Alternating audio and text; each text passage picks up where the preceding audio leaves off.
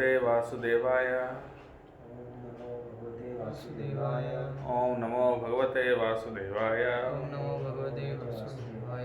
ओम नमो भगवते वासुदेवाय। ओम नमो भगवते वासुदेवाय।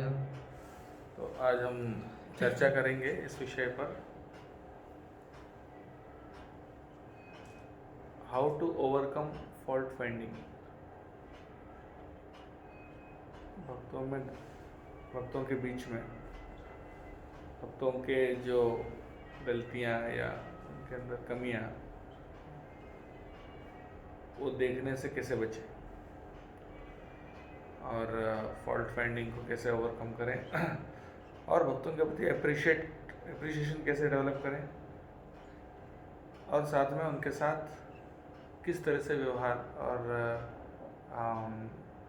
ऐसे कैसे व्यवहार करना सीखें जिससे क्या है ज़्यादा से ज़्यादा फ़ायदा उठा सकें भक्तों के संग से।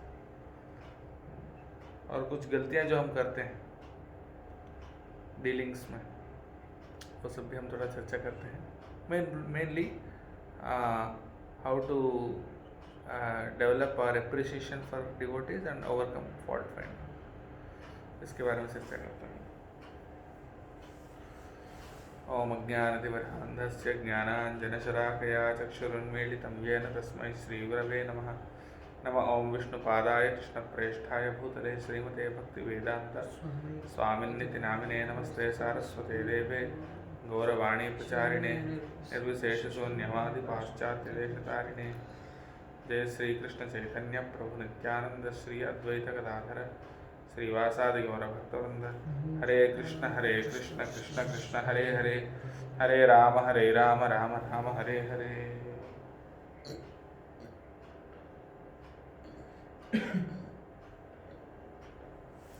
हरे कृष्णा।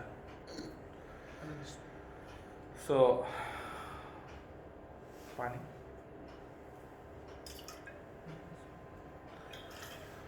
तो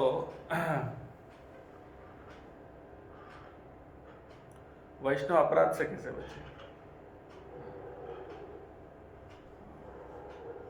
और वैष्णव अपराध कई प्रकार का होता है। उससे पहले वैष्णव अपराध होता क्या है, पहले ये समझें।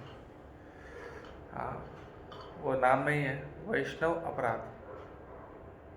वैष्णव अपराध का मतलब वैष्णवों के प्रति अपराध। और अपराध क्या होता है? अपराध का मतलब होता है एक दुर्भावना, एक अपचार होता है और एक अपराध होता है। अपचार का मतलब दुराचार, अपराध मतलब दुर्भावना, दुर्व्यवहार। अपचार का मतलब होता है जब आप कुछ ऐसा काम करते हैं जो गलत है, जो किसी के खिलाफ है, या जो सही तरीका नहीं है, गलत है, गलत तरीका है। उदाहरण के लिए आपने चलते चलते आपका पैर किसी वैष्णव को लग गया, तो ये क्या हुआ? अपचार। जानबूझ के लात मारेंगे नहीं जानबूझ के लात मारोगे तो अपराध हो गया। जैसे या फिर आपने भगवान को पीठ दिखाया, अपचार। या इस तरह के जो हमारे एक्टिविटीज़ में जो गलतियां होती हैं, ये सब अपचार है। लेकिन अपराध क्या होता है? अपराध का मतलब जिसमें आपका एक मूड गलत है, यानी आपकी भावना ही गलत है, आपका मन में ही कुछ गलत है। अपचार कभी कभी बिना सोचे हो जाता है, यानी मन में कुछ गलत नहीं, लेकिन कभी ऐसा हो गया, चलते चलते ऐसा हाथ पैर लग गया वैष्णव को। आपने ऐसा नहीं कि उनको कुछ अपराध, मतलब उनको गलत लगना है, उनको मारना है उनके आप, लेकिन चलते ऐसा पैर लग गया कि कोई जानबूझ के नहीं किया आपने, ठीक है, तो तुरंत आपने क्या करना चाहिए? उनको छूकर इस तरह से सर पे लगाना चाहिए। हाँ। या उसी प्रकार से बहुत सारे कुछ आपने मान लो आप कीर्तन कर रहे थे, आपको पता नहीं कि बगल वाले रूम में कोई सो रहे हैं और वो थोड़े डिस्टर्ब हो गए और बाद में देखा तो वो सो रहे थे। ये सब चीज़ें अपचार, पर जब आप रियलाइज़ करते हैं कि उससे उनको तकलीफ हो, तुरंत आप माफ़ी मांग लेते हैं, ये ठीक है। लेकिन जब आपके मन में ही उनके प्रति कुछ दुर्भावना है, ईर्ष्या है, द्वेष है, या उनके बारे में आप कुछ गलत सोच रहे हैं, तो वो क्या हो जाता है, अपराध हो जाता है। अपराध का मतलब होता है जिसमें आपको किसी वैष्णव के प्रति या किसी के भी प्रति एक द्वेष हो, ईर्ष्या हो, विशेष करके कुछ गलत सोच रहे हैं उनके बारे में, यह अपराध होता है। और अपराध कई प्रकार के हैं, अपराध में भी अभी जैसे हरिनाम के प्रति कितने अपराध हैं? 10 नाम अपराध है, ठीक है। उनमें से सबसे पहला अपराध क्या है?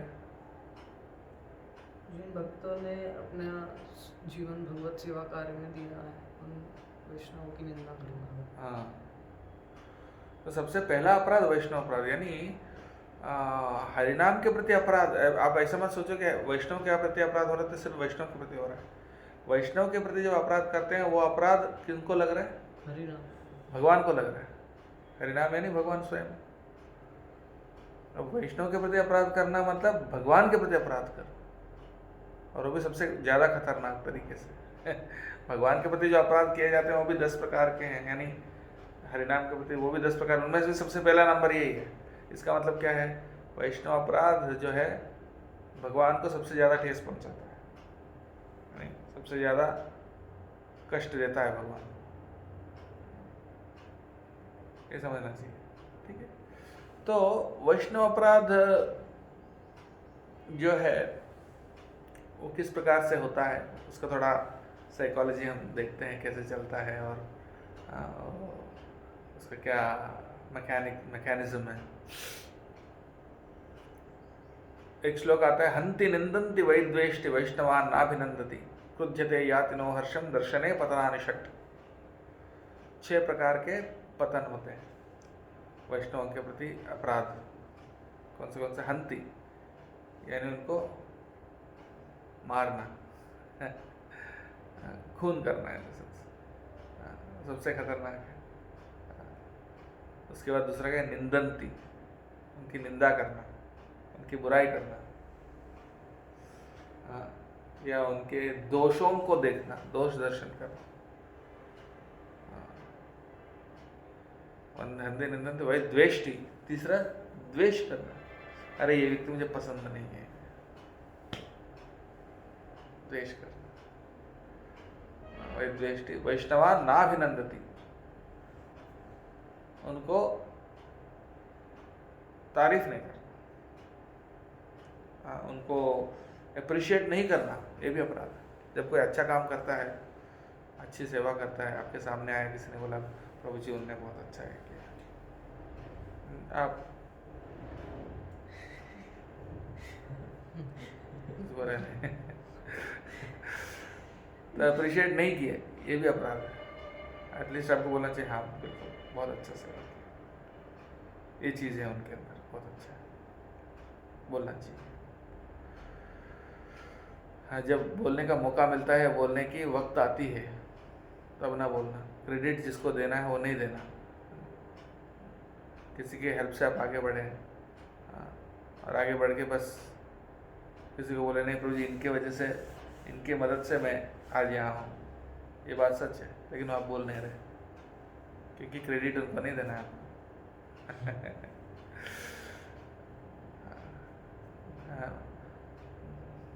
क्या है?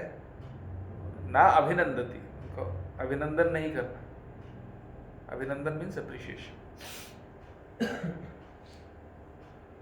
क्रुध्यते, गुस्सा करना, क्रुध्यते यानी गुस्सा करना वैष्णव को। यातिनो हर्षम दर्शने, यानी दर्शन ही आत्मनो हर्षम का मतलब उनका दर्शन उनको देख के खुश नहीं हुए। वो ऐसा आप ऐसा नॉर्मल खुश हैं, अब उनको देख के ऐसा देखकर खुश नहीं होना, ये भी अपराध है। देखकर खुश होना चाहिए। अरे ये कौन आ गया, ऐसा मन में सोच। एक हमारा चेहरा बदल जाता है। हाँ, थोड़ा हमें वो आए तो हाँ उधर देखना।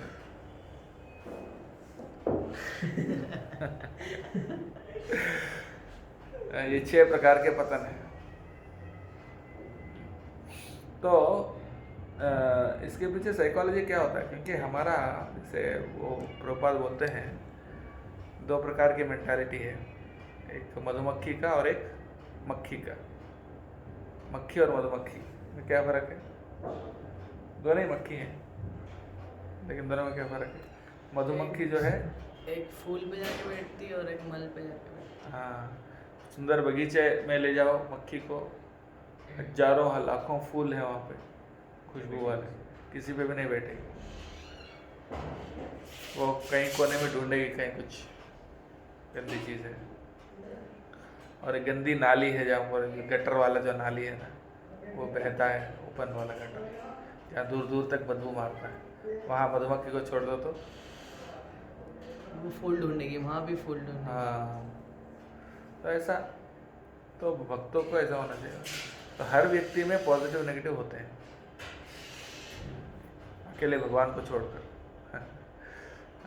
अकेले भगवान को छोड़कर बाकी किसी में भी कुछ अच्छा और कुछ कमी, खराब नहीं कहूँगा कि कुछ कमी दिखता है। तो उस कमी को हमारा ध्यान उसी में आकर्षित अगर हो रहा है तो हमारा, इसका मतलब हमारे मक्खी वाला मेंटालिटी है। ध्यान वहाँ क्यों आकर्षित हो रहा है? उनके अंदर बहुत अच्छी चीज़ें हैं, उस पर क्यों नहीं ध्यान दे रहे हैं आप?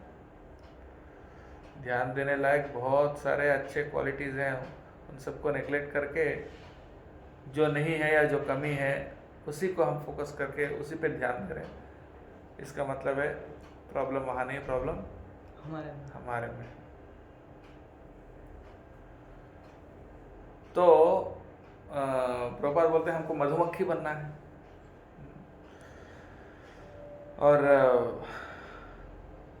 और इसमें क्या है ना, हम लोग ये सब क्यों होता है? अहंकार की वजह से होता है, क्योंकि हम एज्यूम करते हैं कि हम उनको समझ गए, हम जानते हैं, अरे उनके बारे में मैं जानता हूँ, क्या बोलते हैं उसको,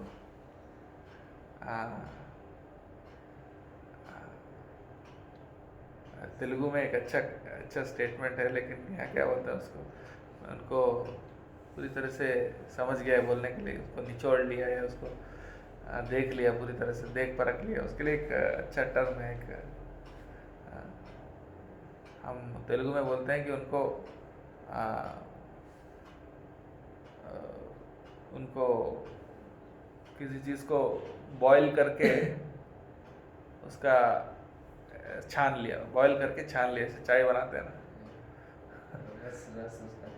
उसका रस निकाल दिया, मतलब उसका पूरा सार, उनका जो उनके अंदर क्या है मैं सब समझ गया। तो उसके लिए हिंदी में कोई अच्छा टर्म है क्या ऐसा कहने के लिए? ऐसा हम सोचते हैं, अरे मैं पूरा समझ गया इनके बारे में, मैं जानता हूँ। और कई बार मेन प्रॉब्लम यहाँ आती है कि हम किसी के इंटेंशन को गलत एज्यूम कर लेते हैं। Assumption is a big problem, और assumption comes because of falsity. Assumption का मतलब क्या होता है, ये जानना बहुत ज़रूरी है। 90% प्रॉब्लम्स भक्तों के बीच में आई वुड से इसी की वजह से आते हैं।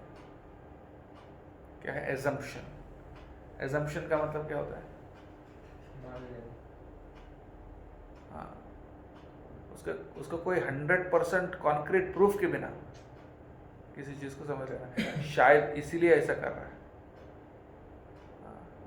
इसने आज मुझे देख के मुंह मोड़ लिया, इसका मतलब कल मैंने उनसे एक बात कही थी, उसको ही मन में लेकर वो ऐसा कर रहा है। ये आपने सोचा, हो सकता है ऐसा ना हो सकता है शायद एक 10% भी चांस है कि ऐसा ना हो, ये कारण ना हो, कुछ और हो, इसको बोलते हैं एजम्पशन। मतलब जिसका आपको कोई 100% सबूत नहीं है कि उनने ऐसा सोचा हो या उनने ऐसा किया। एजम्पशन बोलते हैं। और इंग्लिश में एक सीनियर भक्त ने मुझे कहा था, विमल कृष्ण प्रभु बोलते थे कि एजम्पशन इज मीन्स, इंग्लिश में एज्यूम का स्पेलिंग है ASSUME, ASSUME। इसका मतलब है ASS यानी गधा, यू और मी मतलब आपको और मुझे दोनों को गधा बना रहे making an S out of you and me, मतलब खुद गधा बन रहे हैं और दूसरों को गधा बना रहे हैं। एज्यूम करना मतलब आपकी 0.001% भी चांस है कि आपने जो सोचा गलत हो सकता है, तो एज्यूम मत करो। अगर एज्यूम करना है तो ये एज्यूम करो कि वो सही उद्देश्य से कर रहा है। कभी फॉर एग्जाम्पल एक भक्त ने कहा आपसे कि प्रभु जी, मैंने इतना प्रचार किया, मैंने ये किया, मैंने ये सेवा किया, तो ये सुन के कैसा लगेगा कि भाई ये आपने बड़ाई कर रहा है कि नहीं, मैंने ये किया, मैंने वो किया, इनके अंदर बहुत घमंड है, अपने बारे में बोल रहे हैं। तो हो सकता है ऐसा ना हो सकता है वो इसलिए बोल रहे हों ताकि हमें उन पर विश्वास आए, ताकि हमारे अंदर उनके ऊपर एक अच्छी भावना जगे, इसलिए वो बोल रहे हैं। जरूरी नहीं कि वो आपके ऊपर सोचने के ऊपर है। हम एज्यूम करते हैं कि हमेशा हम एज्यूम करना चाहते हैं कि हाँ देखो अपनी बड़ाई कर रहा है, बट ऐसा एज्यूम करने की जगह हम ये भी एज्यूम कर सकते हैं कि भाई वो क्यों बोल रहे हैं, ताकि हमारी श्रद्धा बढ़े, हमारे विश्वास बढ़े, उनके साथ हमारा रिलेशन और अच्छा हो। प्रभुपाद ने कभी कुछ शिष्यों को बोलते थे, कभी एक शिष्य ने बोला कि Prabhupada I don't feel like हर बार मैं आपको दिन में 10 बार देखता हूँ, हर बार दंडवत प्रणाम क्या करो, दंडवत प्रणाम करने के बाद मन नहीं होती। प्रभुपाद बोले you rascal, you should offer ऐसा क्यों बोले कि हम प्रभुपाद बहुत घमंडी हैं कि वो चाहते हैं सब उनको दंडवत प्रणाम करें। नहीं, वो शिक्षा दे रहे। कभी कभी हम नए नए लोगों को प्रचार करने में ऐसा करना पड़ता है कि खुद का इंट्रोडक्शन देना पड़ता है। क्यों देते हैं कि इनने बीटेक किया, एमटेक किया, इनने ये किया, वो किया, सब क्यों बोलते हैं? क्या भक्त हम्बल नहीं है इसलिए बोल रहे, इसलिए बोलते हैं ताकि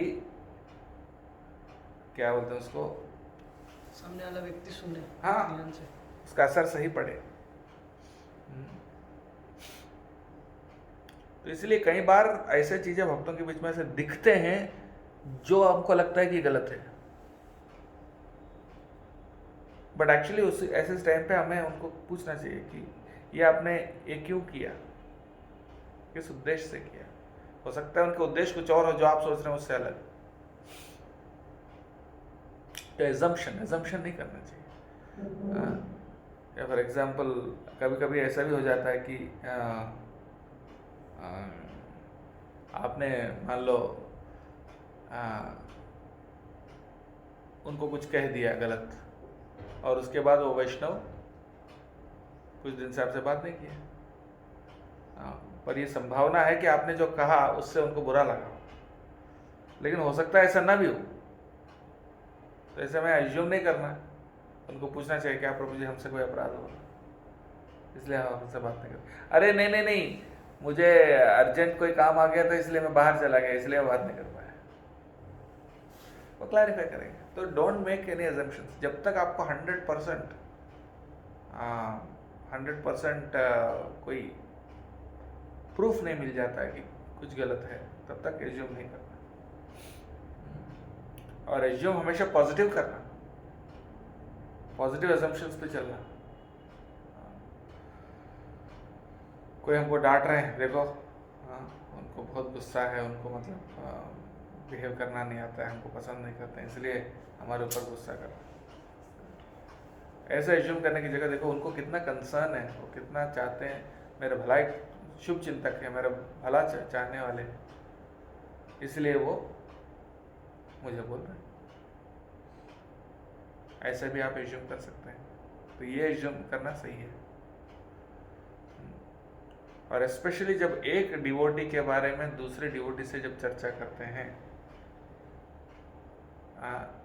हम बहुत ही केयरफुल रहना चाहिए कि कुछ नेगेटिव या कुछ उनकी बुराई या कुछ कमी इस टाइप की बातें कभी ना कहें, उससे ऑफेंस होता है। क्वेश्चन थोड़ा बाद में लेंगे।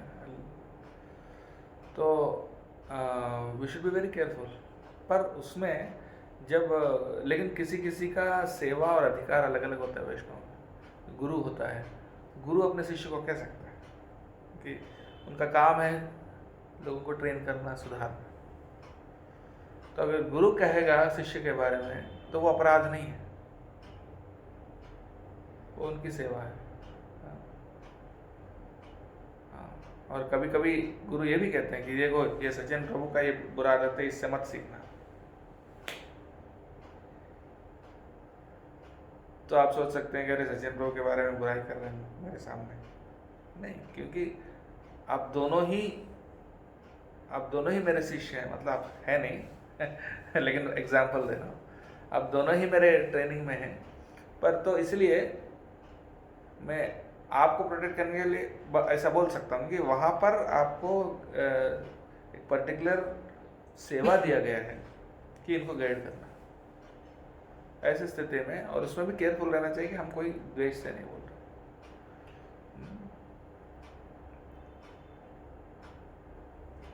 और वो भी आपसे, जैसे मैं अगर आप दोनों मेरे जूनियर हैं मान लो, तो फिर मैं आपको डांट सकता हूँ, लेकिन मान लो एक थर्ड पर्सन है जो मेरे अधीन में नहीं है, मैं उनका अथॉरिटी नहीं हूँ, तो फिर उनके बारे में मैं नहीं बोल सकता। समझ गया ना? लेकिन अगर वो सिद्धांतिक रूप से कुछ गलत कर रहे हैं तो तब मैं आपको बता सकता हूँ ये चीज़ गलत है, आप ऐसा मत करना, वो प्रोटेक्ट करने के लिए। लेकिन वो करने में भी हमको ईर्ष्या द्वेष की भावना नहीं होना चाहिए। ईर्ष्या और द्वेष की भावना ये हमेशा बचना चाहिए कि हम किसी भी हालत में ऐसा बातें कभी ना करें जो ईर्ष्या और द्वेष से प्रेरित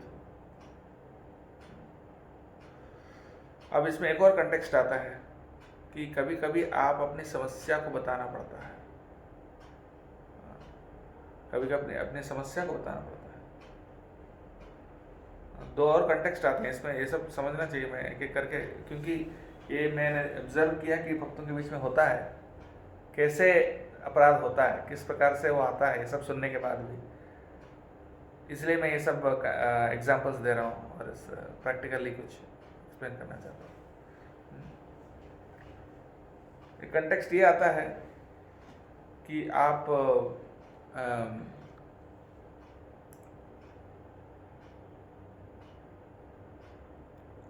अपने आप को डिफेंड करना पड़ता है कभी कभी। एक उन्नत वैष्णव तो वो भी उसके लिए भी कोशिश नहीं करता। जैसे श्रीवास ठाकुर चैतन्य चरितामृत में वर्णन आता है कि भाई श्रीवास ठाकुर के ऊपर किसी ने इल्ज़ाम लगाया कि ये मांस खाते हैं और ये देवी काली का पूजा करते हैं और बलि चढ़ा के ये सब करते हैं, ऐसे तांत्रिक काम करते हैं। और ये प्रूव करने के लिए उनके घर के सामने ये सब मांस वगैरह ऐसे गंदी गंदी चीज़ें डाल दी किसी ने, और गांव वालों को सब बोले देखो ये क्या करते हैं। तो श्रीवास ठाकुर ने सबके सामने आए, उन्होंने क्या बोला, सही बात है मैं ऐसे ही काम करता हूँ, अब आप समझ गए ना मेरे बारे में तो किसी ने विश्वास नहीं किया, ये तो सब झूठा। इवन वो खुद ही बोल रहे हैं कि मैंने किया, फिर भी लोग नहीं मान रहे, क्योंकि ये ऐसा कर ही नहीं सकते, सबको पता है। उन्हें निकाल के सब साफ कर दिए, समझ गए कि वो इतने नम्र हैं कि वो अपनी इमेज को भी बरकरार रखने की चिंता नहीं कर रहे। पर प्रैक्टिकली कई बार ऐसा हम नहीं कर पाते।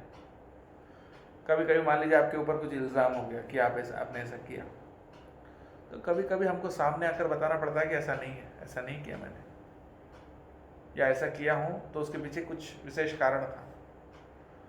ये मतलब दो चीज़ें, एक ऑफेंस और एक डिफेंस।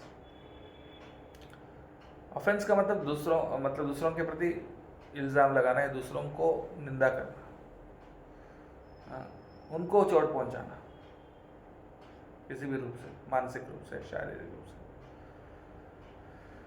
वाचिक रूप से। लेकिन डिफेंस का मतलब है आप खुद चोट से बचना, यानी कोई दूसरा चोट पहुंचा रहा है आप सबको, तो उससे खुद को बचाना। पहले वाला गलत है, लेकिन दूसरा वाला का कभी कभी आवश्यकता पड़ती है। तो उस टाइम पे आपको सीधा आकर सामने आकर बोलना पड़ता है कि ये बात गलत है, ये बात जो बताई गई ऐसा नहीं है। बट वो बताने में हमको केयरफुल रहना चाहिए, हम सिर्फ डिफेंस करें ना कि ऑफेंस। हम कभी डिफेंस करने के चक्कर में ऑफेंस भी कर लेते। हाँ, मैंने ऐसा नहीं किया, ये झूठ बोल रहा है मेरे बारे में, तो उसमें क्या हो गया, तुरंत ऑफेंस हो गया। तो इस प्रकार से वो एक सिचुएशन है जब ऐसा करना पड़ता है। और कभी कभी सिचुएशन ऐसा भी होता है कि अपनी समस्या को बताना पड़ता है। जैसे मान लीजिए आपको जेन्युइन समस्या है, आप एक डिवोटी के साथ रह रहे हैं, वो बार बार गुस्सा करते हैं, वो बार बार आपके बारे में कुछ दुर्व्यवहार करते हैं, जिससे क्या हो रहा है, आपको रिपीटेडली क्या हो रहा है, समस्या हो रही है। तो तब आप क्या बोलेंगे? मान लो आप और आप दोनों साथ में रहते हैं, डेली संजय प्रभु आपको गाली देते हैं, एग्जाम्पल दे रहा हूँ, ऐसा नहीं है, गाली देते हैं और कुछ ना कुछ आपको परेशान करने का कोशिश करते रहते हैं।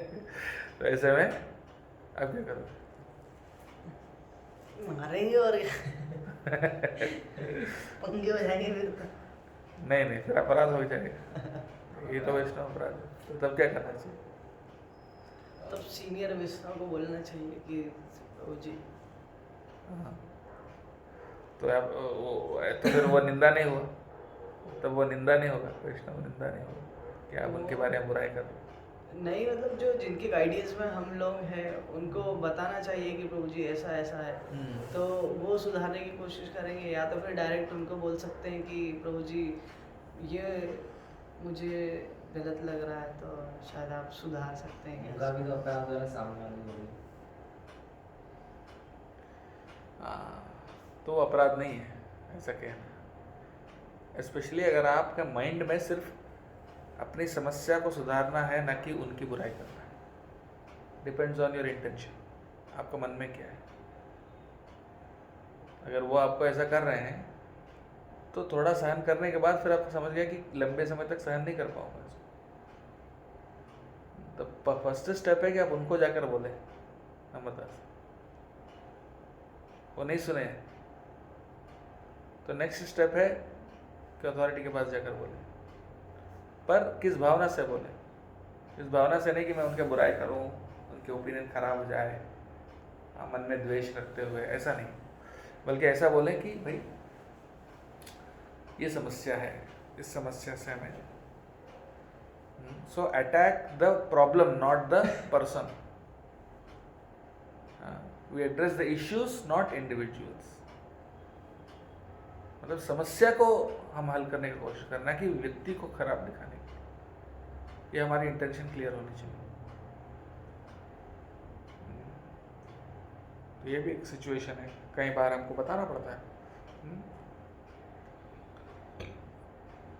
रात भर लाइट चालू करके छोड़ दिए किसी ने, बताना तो चाहिए, अरे लाइट चालू था बेकार में, अननेसेसरी लाइट जल रहा है, तो ये चीज़ हुआ, तो कभी पूछना पड़ता किसने किया, पता नहीं इसने किया, पता नहीं कैसे क्यों किया आपने,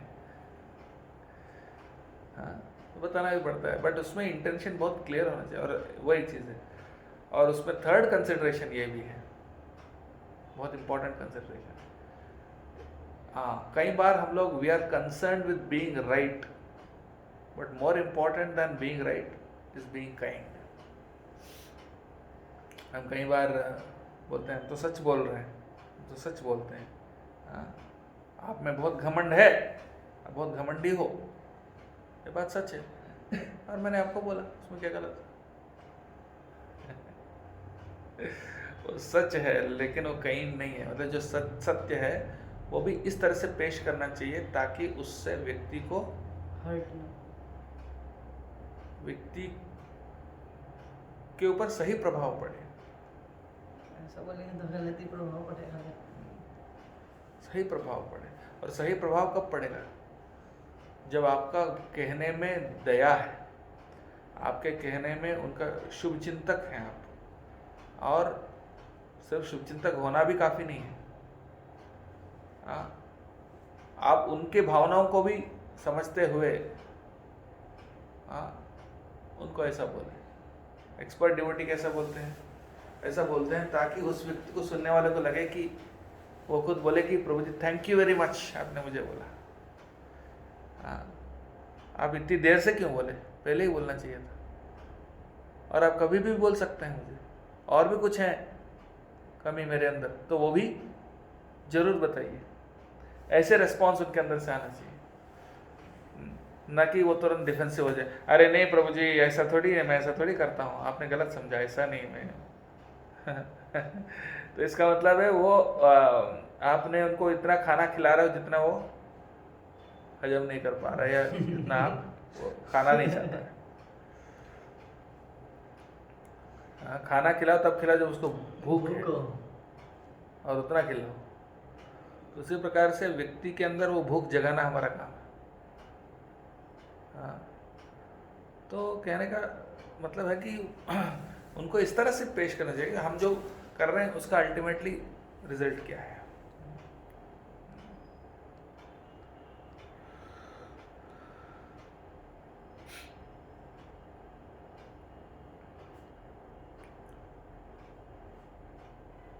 तो वो गौर गोपाल प्रभु बताते हैं, किसी के बारे में हम जो बोलते हैं 3 कंसिडरेशंस होते हैं। तो सबसे पहले किसी के बारे में आप बोल रहे हैं तो फर्स्ट क्वेश्चन है कि इज इट गुड और बैड? उनके बारे में अच्छा बोल रहे हो या बुरा बोल रहे हो? हाँ, तो फर्स्ट कंसिडरेशन है कि वो आप अच्छा बोल रहे हो।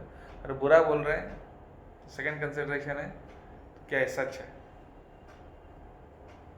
आप जो बोल रहे हो क्या सच है? अगर सच है तो तीसरा कंसिडरेशन है इज इट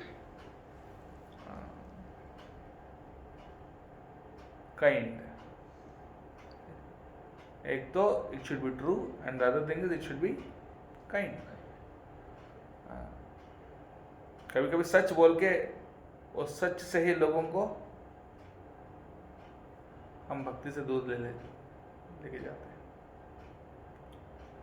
तो सच ऐसा प्रेजेंट करना चाहिए ताकि उसको भक्ति में आगे बढ़ने को और प्रेरणा मिले, ना कि वो डिस्करेज हो जाए।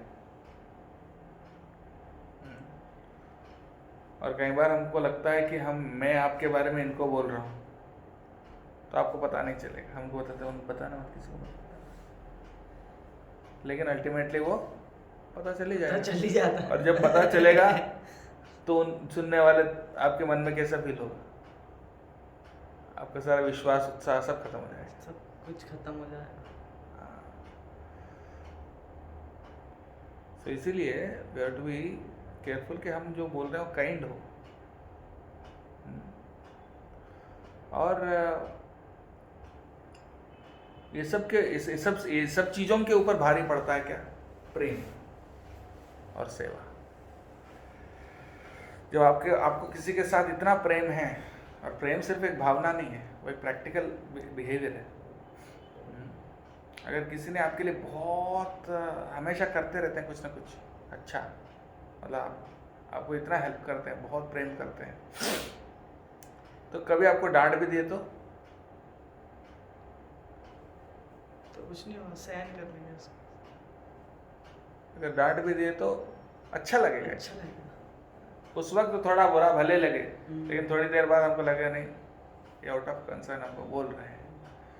हाँ, कोई दोस्त भी हो, वो इतना एक दूसरों के लिए इतना सेवा करते हैं, एक दूसरों को इतना प्रेम करते हैं, तो कभी दोस्त कहते हैं अरे तुम्हारी ये आदत बहुत खराब है, ये आदत बहुत, सीधा मुंह पे बोल सकते हैं तुम्हारी ये आदत बहुत खराब है।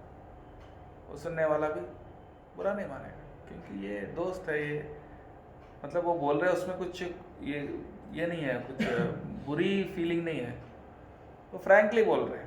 दोस्त एक दूसरे के साथ फ्रैंक रहते हैं, पर उसमें द्वेष नहीं है, उसमें सिर्फ एक अच्छे वेल विशिंग एटीट्यूड है। तो इस प्रकार से हमें होना चाहिए, हमारा संबंध इतना अच्छा होना चाहिए कि बोलने के लिए हम इतना हेजिटेट ना करें। हम कई बार वैष्णव अपराध के चक्कर में हम बोलने के लिए बहुत डरते हैं, अरे बोले तो अपराध नहीं हो जाए, वो बोले तो अपराध नहीं हो जाए। हाँ, डरना भी चाहिए, लेकिन जब बहुत क्लोज संबंध हो, एक दूसरे के ऊपर भरोसा बहुत भरपूर हो, तो तब डरने की कोई ज़रूरत नहीं है, क्योंकि हमको विश्वास है कि वो व्यक्ति बुरा नहीं मानेगा। और बेटर है तीसरे व्यक्ति के सामने जाकर बोलने से अच्छा सीधा उन्हीं को जाके बोलो। और वो बोल पाने के लिए आपके पास उतना संबंध होना चाहिए, उतना भरोसा, उसके लिए आपको इतना इन्वेस्ट करना पड़ेगा। आपके बैंक में बहुत पैसे हैं तो आप लिख सकते हो 1 लाख रुपए का चेक, लेकिन आपके बैंक में सिर्फ 500 रुपये है। 1 लाख रुपए का चेक डाला तो क्या बाउंस हो जाएगा। उसी प्रकार से हम एक दूसरों के साथ इतना इन्वेस्ट करते हैं, इतना उनके लिए हमने किया, उनको इतना हम प्रेम करते हैं, तो उससे क्या होता है, आप कभी भी बड़े चेक भी विथड्रॉ कर सकते हो, कोई दिक्कत नहीं। कभी कभी मैं देखता हूँ कुछ डिवोटीज, सीनियर डिवोटीज होते हैं, उनके जूनियर्स को इतना डांटते हैं, इतना डांटते हैं, इतना डांटते हैं, माँ बाप भी इतना नहीं डांटते, और वो जूनियर्स मान भी लेते हैं, खुश भी रहते हैं। कैसा होता है? प्रेम, क्योंकि हमने सिर्फ ये देखा कि वो डांटा, लेकिन हमने ये नहीं देखा उन्होंने क्या किया उनके लिए। तो कहने का मतलब है कि जब ऐसा संबंध, जरूरी नहीं कि सीनियर जूनियर के बीच में हो, इवन इक्वल्स के बीच में हो सकता है, दोस्तों के बीच में भी हो सकता है। दोस्तों के बीच में भी अब एक दोस्ती इतनी अच्छी है तो आप फ्रैंकली बोल सकते हैं। कभी कभी जूनियर भी सीनियर को बोल सकता है। जनरली वैष्णव सदाचार के अनुसार जूनियर को कभी सीनियर को बोलना नहीं चाहिए, एडवाइस नहीं देना चाहिए, जब तक मांगा नहीं जाए। वैष्णव सदाचार ये कहता है कि अनलेस कोई आपको एडवाइस पूछते नहीं है, तब तक आपको जाके एडवाइस नहीं देना चाहिए। ये नियम है।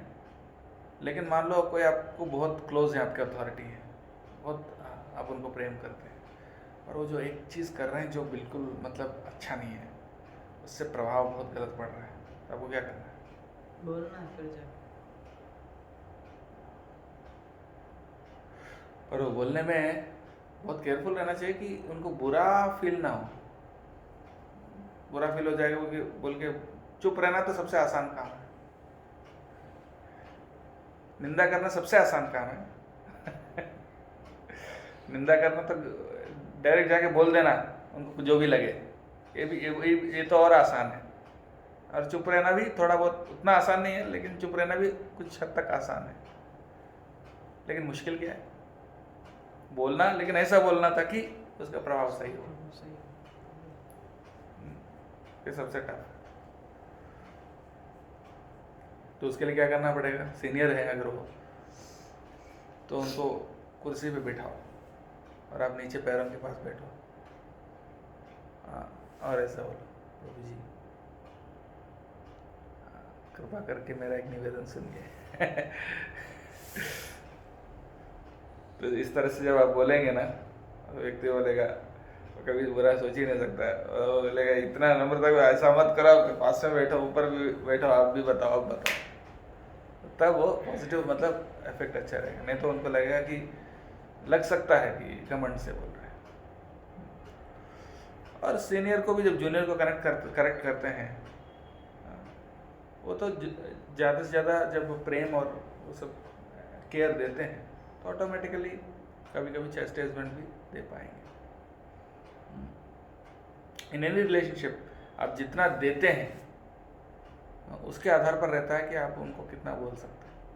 बट लेकिन जब उतना डीप रिलेशनशिप नहीं है उस टाइम पे we should be very careful कि हम कुछ बोलना ही नहीं चाहिए।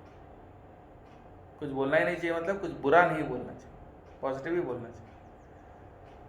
जिनको जैसे हमारे गुरु भाई हैं, दूसरे वैष्णव हैं, हम मतलब एवरीडे नहीं मिलते हैं उनसे, कभी कभार मिलते हैं, तो उनके साथ हम जब बात बोलते हैं तो क्या बोलना चाहिए उनको? उनके सारे बैड क्वालिटीज का लिस्ट बोलना चाहिए ना? नहीं, सिर्फ गुड क्वालिटीज ही बोलना चाहिए, बैड क्वालिटीज को अनदेखा करना चाहिए। तो ये है, always only appreciate and keep appreciating. Appreciate करते रहो, करते रहो, करते रहो, करते रहो, करते रहो। ये आपका हैबिट बन जाना चाहिए कि भाई सपने में भी उठ के सचिन प्रभु, हाँ बहुत हम्बल है सचिन प्रभु।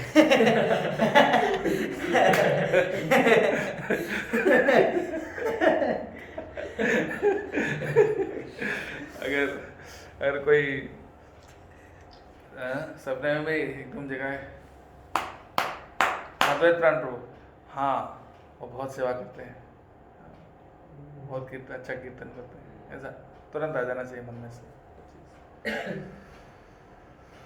ऐसा नहीं कि किसी का नाम बोले अरे वो ऐसा है। जानता हूँ उसको, सब जानता हूँ।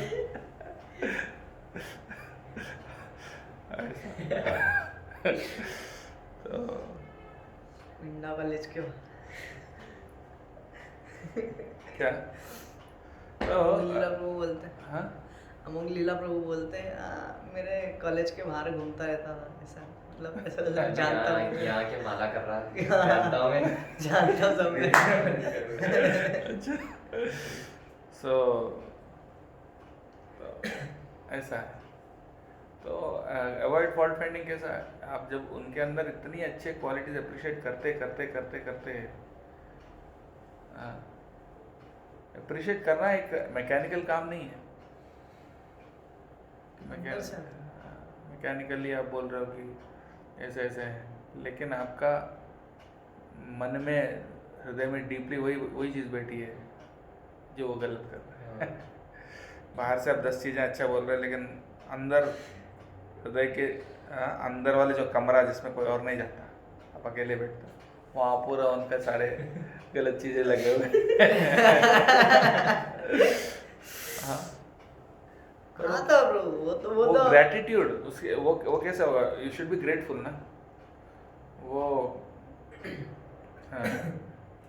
आप जब हृदय से उस चीज़ को फील करते हो कि उनने क्या किया, उनके अंदर क्या अच्छा है, उससे क्या होगा? यू विल नेचुरली, आपका मन उसी पे अट्रैक्ट होगा। पहले तो प्रैक्टिस करना पड़ेगा, पहले तो नेचुरली नहीं आएगा, हमको प्रैक्टिस करना पड़ेगा। देखो हमेशा हमारा अभ्यास करते, कोई भी से अभ्यास करते करते करते क्या होता है? हैबिट इज सेकेंड नेचर बोलते हैं ना, आपका नेचर बन जाता है, आदत, और आदत से आपका स्वभाव भी वैसा बन जाता है। आप हमेशा अप्रिशिएट ही करते रहोगे, हमेशा, और ज़्यादा से ज़्यादा अप्रिशिएट करो। उनको सबसे ज़्यादा अप्रिशिएट करो जिनके साथ आपको कुछ प्रॉब्लम है, उनको ही सबसे ज़्यादा अप्रिशिएट करना है, क्योंकि उनके साथ प्रॉब्लम है, उसको सही करना है। तो ज़्यादा से ज़्यादा अप्रिशिएट करो ज़बरदस्ती, और मन को भी बताते रहो कि भाई मन यही देखो, यही चीज़ देखना। तो करते करते करते क्या होगा, एक दिन वो नेचुरली आपके अंदर से आएगा। सच में आएगा 100%। कोई भी चीज़ आप अभ्यास से कोई भी चीज़ हासिल किया जा सकता। हरिनाम में हमको बिल्कुल रुचि नहीं थी, पहले तो एक माला भी मुश्किल लग रहा था, तो करते करते करते अब 16 माला में मज़ा आ रहा है। हाँ। उसी प्रकार से you can train your mind. तो ये वैष्णव सदाचार है। इस प्रकार से and one more important point, क्या अगर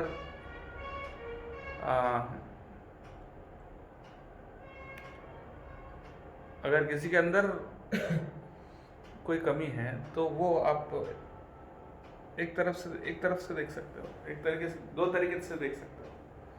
एक तो कि ये कमी है, ये इनके अंदर बैड क्वालिटी है। दूसरा तरीका है कि वो कमी देखकर आपको उनके ऊपर और ज़्यादा दया आती है,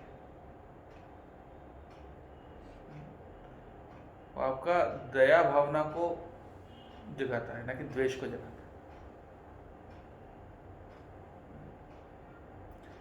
यू कैन भक्ति तीर्थ महाराज उसको बोलते हैं,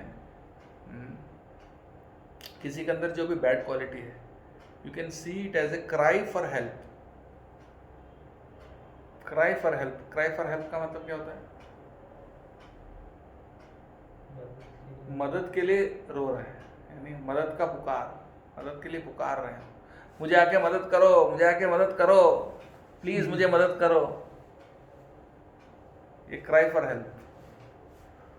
तो किसी के अंदर कोई कमी है तो उसको कमी जैसा भी देख सकते हैं, उसको एक क्राई फॉर हेल्प के रूप में भी देख सकते हैं। क्राई फॉर हेल्प के मतलब क्या, अगर मान लो कोई जो भी बैड क्वालिटी,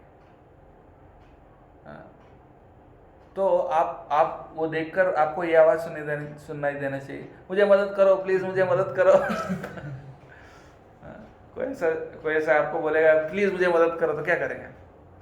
मदद करेंगे, कोशिश करेंगे जितना हो सकता है मदद करने की। दया आएगी उनके ऊपर, गुस्सा द्वेष नहीं आएगा, उनके ऊपर एक दया आएगा, अरे यार बेचारा, लेट मी हेल्प, ये feeling. So when you see the bad quality, उसको बैड क्वालिटी की जगह you should see it as a cry for help. वो तो एडवांस्ड वैष्णवस के लिए है। उसके ऊपर प्रेम और बढ़ेगा एक्चुअली, बैड क्वालिटी देख के प्रेम और बढ़े, क्योंकि प्रेम, जो कमज़ोर व्यक्ति होता है ना, कमज़ोर व्यक्ति के ऊपर प्रेम ज़्यादा फील होती है, ये कमज़ोर है। अच्छा है, राइट, दया भावना बढ़ती है। और जो व्यक्ति स्ट्रांग होता है उसको देख के भी प्रेम बढ़ती है। ओके सर, एप्रिशिएशन, वाह कितना अच्छा है, कितना प्रेरणा दे रहे हैं हमको, उनको देख के कितना अच्छा लगता है, वो एप्रिशिएशन वाला फीलिंग आएगी। और जब कोई वीकनेस देखते हैं तो दया वाली फीलिंग आएगी, तो दोनों ही प्रेम है। तो वैष्णव जो है ना, अच्छा क्वालिटी को देखता है तो भी उनकी भक्ति बढ़ती है, बुरी क्वालिटी को देखता है तो भी उनकी भक्ति बढ़ती है, या उसको देख के उनको प्रेरणा मिलती है, इसको देख के दया आती है। तो इतनी दया हमारे अंदर नहीं है तो कम से कम अपराध नहीं करना। ये सब प्रैक्टिस है वैष्णव सदाचार, ठीक है। तो भौतिक संसार में रहते हैं तो इन सबको समझना बहुत ज़रूरी है। हम परमहंस स्थिति को इमिटेट नहीं कर सकते। परमहंस क्या है, सिर्फ हमेशा सबको वैष्णव समझता है, खुद को ही वैष्णव नहीं समझता।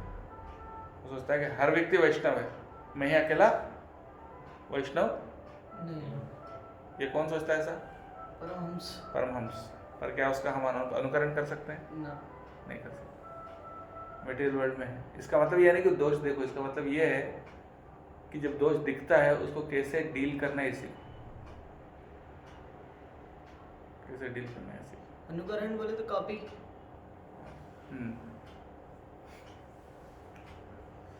कैसे डील करना है सीखना चाहिए। तो मध्यमाधिकारी क्या करता है, हमको जब दोष दिखता है हम उसको इग्नोर करने का भरपूर प्रयास करना चाहिए, कि उसको अनदेखा करने का। अगर रिलेशनशिप है उनके साथ तो बोलना, तो दया है और सही तरीके से बोलना जानते हैं तो मदद भी कर सकते हैं। अगर उतनी मदद करने लायक स्थिति नहीं है या उनके ऊपर उतनी दया नहीं है हमारे ऊपर, हमारे अंदर, या उनके साथ इतनी संबंध नहीं है, तो अनदेखा करने का कोशिश करना चाहिए और सिर्फ अच्छे पे फोकस करने का कोशिश करना चाहिए। ये है साधना। तो ये साधना हमें करना चाहिए। हाँ, तो हमें मध्यम अधिकारी बनने का प्रयास करना चाहिए। और कनिष्ठ अधिकारी क्या करता है? हमेशा दूसरों को दोषी देखता है, सोचता है कि मैं ही भक्त हूँ, बाकी सब हाँ इतने अच्छे भक्त नहीं हैं। हाँ, और मध्यम अधिकारी एक्चुअली देख पाता है कौन मुझसे एडवांस्ड है, कौन सेम लेवल में है, कौन जूनियर है। और उत्तम अधिकारी तो उल्टा देखता है कि सभी भक्त हैं, मैं ही भक्त नहीं। कनिष्ठ अधिकारी का घर हाँ, सबसे लोअर लेवल है, वो क्या सोचता है? वही बता ना, पता है ना, मैं ही हूँ जो भी हूँ। हाँ मैं इतना अच्छा भक्त हूँ, ये देखो इसको दाढ़ी बनाना भी नहीं आता। इस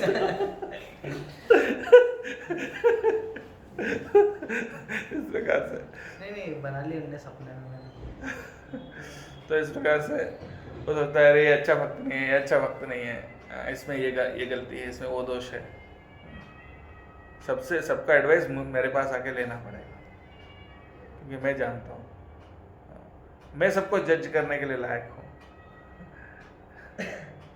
ऐसा बोलते नहीं, लेकिन ऐसा हमेशा फील करते हैं। हमेशा तो दूसरों को दोष पे ध्यान जाता है और खुद की अच्छाई पे। पता चल गया आज।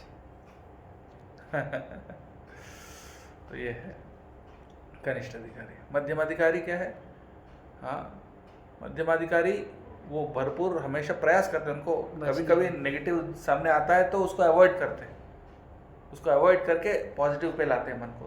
तो थोड़ा सा उसमें मेहनत करते हैं, मेहनत करके अच्छे पे फोकस करते हैं, अच्छाई पे फोकस करते हैं, मेहनत से। नेचुरली नहीं आता है, मेहनत से। लेकिन उत्तम अधिकारी को नेचुरली आता है, और नेचुरली कुछ दिखता ही नहीं उनको नेगेटिव।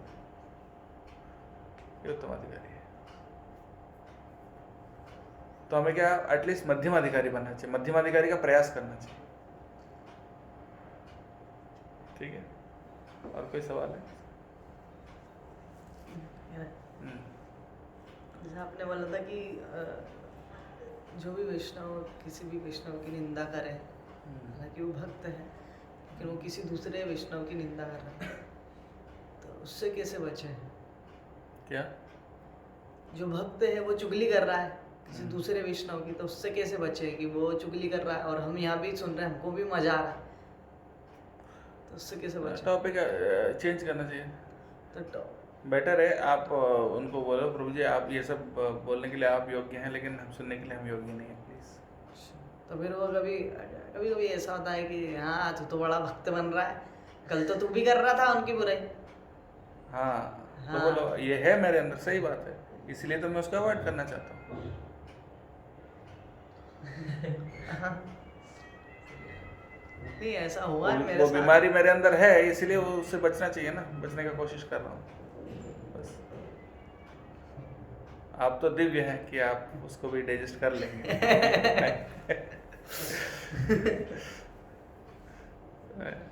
प्रभु जी एक इस सिचुएशन या अगर वो आपसे बहुत सीनियर है तो हाँ, बस वहाँ से आप उनको ऐसा नहीं बोल पा रहे हैं तो तो बस टॉपिक चेंज कर लो, या फिर टॉपिक चेंज नहीं कर रहे हैं तो फिर वहाँ से चले जाओ। ये कल्चर डेवलप करना चाहिए। एक बार राधानाथ महाराज के पास कोई आए, बात कर रहे थे किसी और वैष्णव के बारे में, कुछ नेगेटिव ऐसे एक बात आ गया, उनने बोल दिया। हाँ, तो राधानाथ महाराज तुरंत उनका चेहरा ऐसा हो गया, ऐसा हो गया जैसे कि गटर से बदबू आ रहा है तो मन मुँह ऐसा ऐसा हो गया। तुरंत एक छोटा सा वर्ड शुरू हुआ व्यक्ति में ऐसा हो गया, तो भक्त समझ गया तो मेरा। अब बस तुरंत उनने वापस टॉपिक चेंज कर लिए। तो ऐसा तो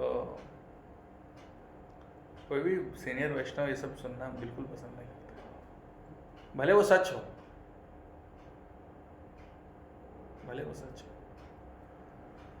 और इसलिए सच है बोल के हमको एज्यूम, बेटर एज्यूम करना है तो सही अच्छा एज्यूम करो ना, अच्छा ही एज्यूम करो उनके बारे में। और एट द सेम टाइम कई बार मैं देखता हूँ कि डिवोटीज अपराध के डर से कुछ बोलते ही नहीं है और खुद दूर हो जाते हैं कि मुझे कुछ दिख रहा है नेगेटिव, अगर इसके बारे में बोलूँ तो अपराध हो जाएगा, उससे अच्छा एकदम भक्ति से ही दूर हो हाँ जाए, दूर हो। भक्ति से ही दूर हो जाए। ऐसा भी नहीं होना चाहिए। समस्या है तो बताओ, एड्रेस करो उसको, इंटेंशन क्लियर रखो कि मुझे उनकी बुराई करने का उद्देश्य नहीं है, लेकिन मुझे ये समस्या फील हो रही है, इस समस्या का हल करना है, नम्रतापूर्वक करो। और वो करते करते बहुत केयरफुल रहो कि वो डिफेंस ऑफेंस में ना बदल जाए। डिफेंस और ऑफेंस में बहुत डिफरेंस है, मैंने पहले जैसे बताया। डिफेंड करना जरूरी है, नहीं तो आप डिफेंड नहीं करोगे तो खुद ही नहीं बचोगे भक्ति में। अगर किसी के साथ कोई आपके प्रति कुछ गलत कर रहा है तो आपको डिफेंड करना पड़ेगा, नहीं तो आप खुद ही नहीं टिक पाओगे तो कैसे भक्ति करोगे। तो टिकना भी जरूरी है, इसलिए डिफेंड करना जरूरी है। ये प्रैक्टिकलिटी है। एक सांप को नारद मुनि ने कहा कि आप काटो मत किसी को, अच्छा नहीं है, तो बेचारा काटना बंद कर दिया और सब उसको मार रहे थे और उसको हालत ख़राब कर रहे थे। फिर वो नारद मुनि के पास, देखो मेरा हालत कैसे। मैंने बोला काटो मत, लेकिन कोई आपको अटैक करे तो उसकार सकते हो। तो कभी कभी आप अंडर अटैक हो जाते हो, कभी कभी होता है अंडर अटैक, डायरेक्टली इनडायरेक्टली। तो उस टाइम पे आपको डिफेंड करना पड़ता है। वो डिफेंड करने में लेकिन बहुत केयरफुल रहना चाहिए कि वो सिर्फ डिफेंड ही कर रहे हैं, ऑफेंड नहीं कर रहे। वही थोड़ा नैक है वहाँ पर होना चाहिए, एक्सपर्टीज। किसी को लगे भी नहीं कि आप ऑफेंड कर रहे हो, ऑफेंड करना भी नहीं चाहिए, दूसरों को फीलिंग भी नहीं देना चाहिए कि ऑफेंड हो रहा है। हमेशा भक्तों के बीच में सबसे मेन चीज़ है कि आप दूसरों को क्या फीलिंग दे रहे हो। भले आप ऑफेंड नहीं करो, लेकिन दूसरों को लग सकता है कभी कभी आप ऑफेंड नहीं करो, फिर भी उनको लग सकता है कि ऑफेंड कर रहा है, तब क्या होगा? तब भी ऑफेंस होगा। तो इसलिए आप बोलने में भी केयरफुल रहना चाहिए कि उनको वो भावना ना दे, वो फीलिंग ना दे कि हम उनको ऑफेंड कर रहे हैं।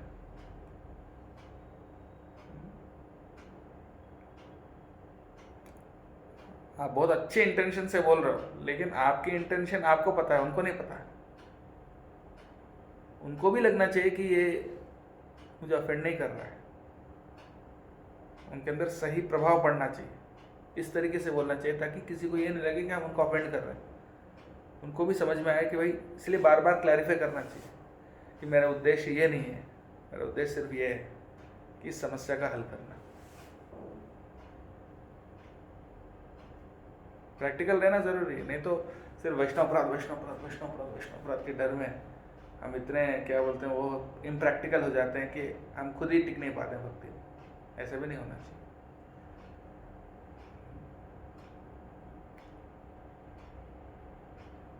और इन सब का सबसे बेस्ट रेमेडी क्या है, बेस्ट मेडिसिन क्या है? प्रेम। जब प्रेम रहता है, प्रेम से सेवा करते हो, अपराध तो प्रेम के अभाव है और कुछ नहीं। What is offence? प्रेम और आदर सम्मान का अभाव। अंधेरा क्या है? रोशनी का अभाव। अंधेरा कोई अलग वस्तु नहीं है, रोशनी नहीं है, वही अंधेरा है। इसी प्रकार से अपराध क्या है? प्रेम का अभाव या आदर सम्मान का अभाव। प्रेम और सम्मान दोनों होना चाहिए। प्रेम और रिस्पेक्ट। एक के बिना दूसरा जो है अधूरा हो जाता है। मैं आपको बहुत प्रेम करता हूँ लेकिन सम्मान नहीं करता, उल्टा सीधा गाली देता हूँ प्रेम से, लेकिन आपको लगता है कि मुझे प्रेम तो करता है लेकिन रिस्पेक्ट नहीं कर रहा। आपको बहुत रिस्पेक्ट करता हूँ, दंडवत प्रणाम मारता हूँ, लेकिन आपके लिए कुछ नहीं करता हूँ। तो बहुत सम्मान कर रहे लेकिन मेरे ऊपर प्रेम नहीं है। तो प्रेम और सम्मान, इन दोनों का अभाव ही अपराध है। तो जब ये दोनों बढ़ाते रहेंगे तो अपराध के बारे में ज़्यादा सोचने की जरूरत नहीं पड़ेगी। ठीक है, थैंक यू वेरी मच। जय श्री प्रभुपाद की और प्रेमानंदे। पूरा एकदम नेट 1 घंटा।